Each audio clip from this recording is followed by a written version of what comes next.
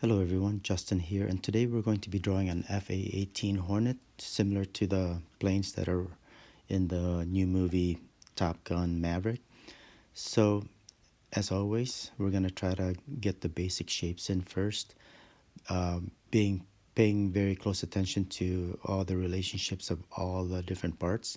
And the way I do this is I start with one part of whatever it is I'm drawing and add to it, always referring back to what I've already drawn.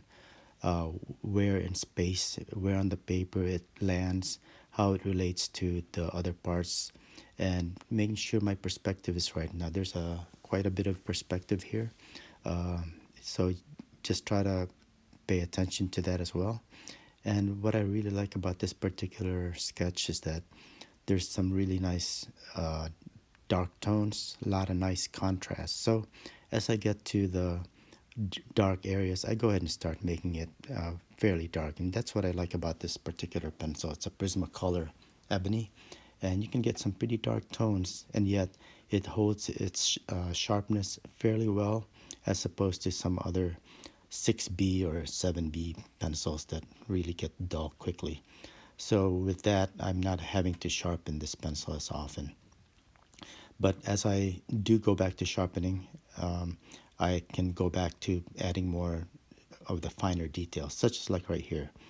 And once it gets a little bit dull, I go towards doing a little bit more shading, and you don't see the pencil marks as well when the pencil point is a little bit duller. So we're not trying for like a lot of detail. What you're basically just trying to do is trying to show that there's something going on. Say like in the cockpit here. If you take a look at it, it's just a few dark shapes of color, and but from afar, it looks like there's something there, whether it's the pilot or whatever. So again, as I wait generally for when the pencil tips a little bit duller and start adding some of the shading. What you can also, of course, do, and I often do, is just use my finger or a blending stump to blend the pencil marks together if I want the tones to be a little bit smoother, and start adding some of the details.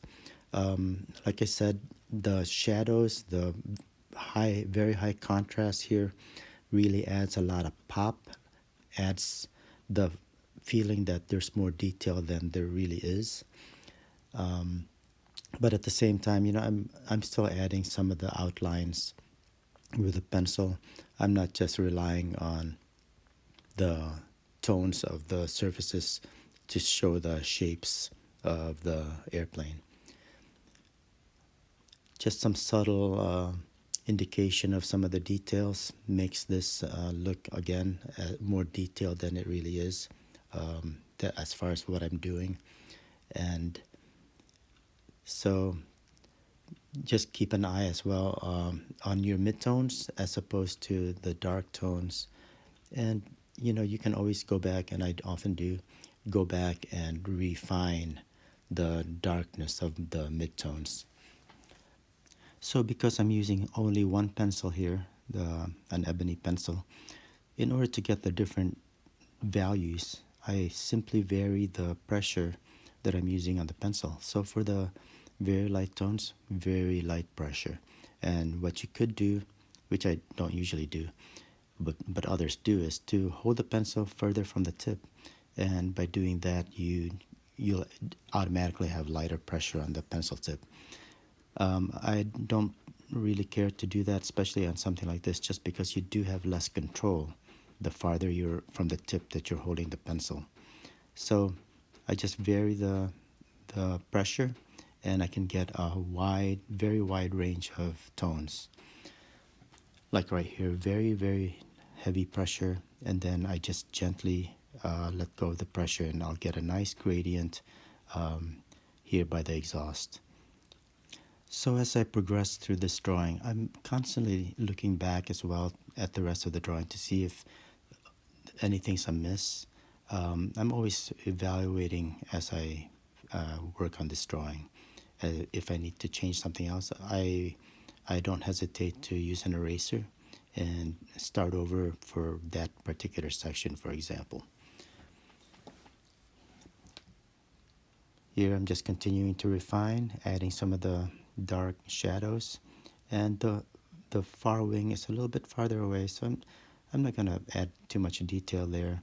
Make it a little bit darker just because it's a little bit farther. And notice here just a couple dark spots there, here and there. Adds a lot of emphasis on the details there, even though it's farther away. As I work on the fuel tank here, the landing gear, the rear landing gear, again, I'm working on trying to figure out the relationships between what I've already done and, like, say, this wheel. I'm comparing, for example, the shape of the exhaust versus the shape of the wheel on my reference picture, seeing if it's the right size and the right relationship where it sits in space. And as you see here, I made a mistake and went ahead and just erased it. So I hope you enjoyed this short video on how I go about sketching, say, something realistic like this. This probably took me about 12 minutes. I didn't take a lot of time on it, but if I wanted it to be super realistic, I would definitely take a lot more time. I'm sure I didn't make it exactly perfect, but good enough. As you see here, the initial tire was a little small, so I went ahead and redid that. So thanks a lot for watching. I hope you enjoyed this, and please like, share, and subscribe, and I'll see you next time. Bye.